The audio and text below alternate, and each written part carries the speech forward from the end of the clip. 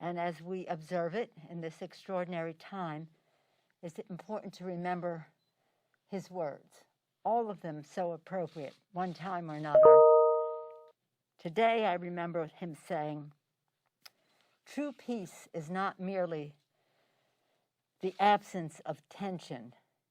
It is the presence of justice." I particularly am drawn to that phrase because one of my favorites that I have in my office is Pope Paul VI. He said, "If you want peace, work for justice." The connection is very clear. Justice is called for as we address the act of insurrection that was perpetrated against the Capitol complex last week. Right now, our managers are solemnly and prayerfully preparing for the trial, which they will take to the Senate. At the same time, we are in transition. With a COVID relief package, President-elect Biden announced last night he is delivering on what he said when he was elected. Help is on the way. His plan makes big, bold, urgent action building on some of our Democratic initiatives in the last Congress, including an increase in direct payments to $2,000, vaccine distribution and testing support in a fair and equitable way, addressing the disparities in access, additional aid for small businesses, funding for state and local governments to protect our heroes' jobs, extension of unemployment benefits, help for renters, for food insecure people, and for our children.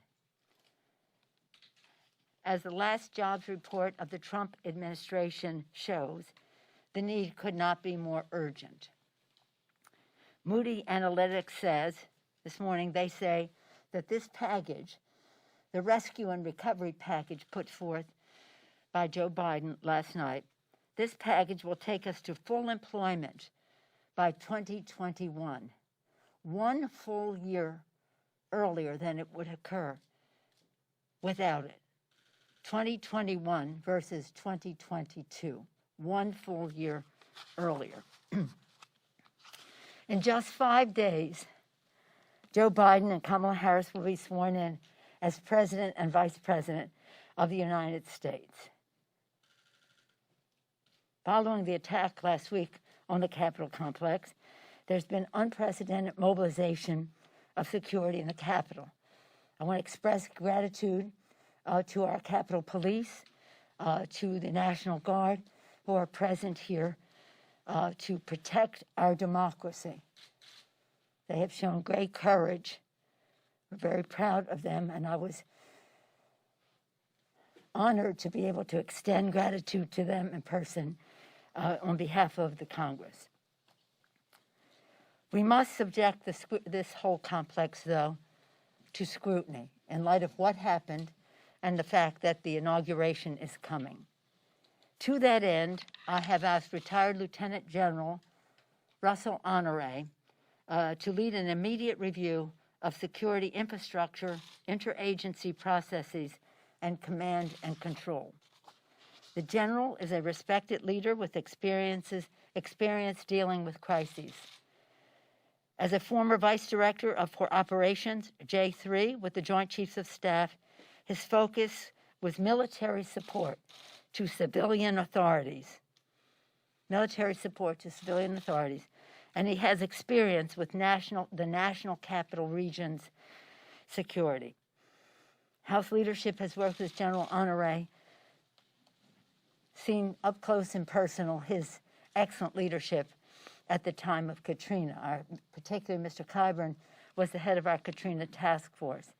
So he and I and others know full well how fortunate we are that the general has accepted as willing to do this. Members are moving forward with strong oversight from committees, of course, to have after-action review. There is strong interest in the Congress in a 9/11 type commission, an outside commission, to conduct that after-action review.